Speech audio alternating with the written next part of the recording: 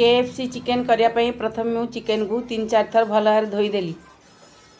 तापर ये मु गरम मसला गुंड, धनिया और जीरा गुंड, शुखला लंका गुंड, गोलमरिच गुंड, लुण, अदा रसुण पेस्ट एवं 2-3 स्पून दही दे भल भाव मैरिनेट करी 3-4 घंटा फ्रिज रे रखीदेली।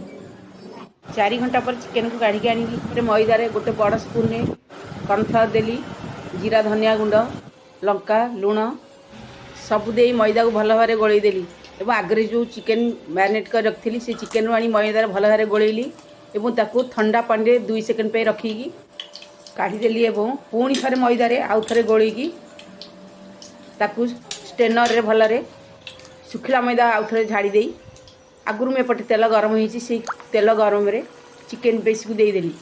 चिकेन पीस को गैस फ्लेम को लो तो मीडियम रखीदेली और चिकेन को मझी मझे एपट सेपट करदेली। चिकेन को छाणिया 15 मिनट टाइम नेला कहीं चिकेन भल भाव में भीतर पटू सीझी जाइए। देखो चिकेन आमर केते सुंदर और कलरफुल देखा जाउची।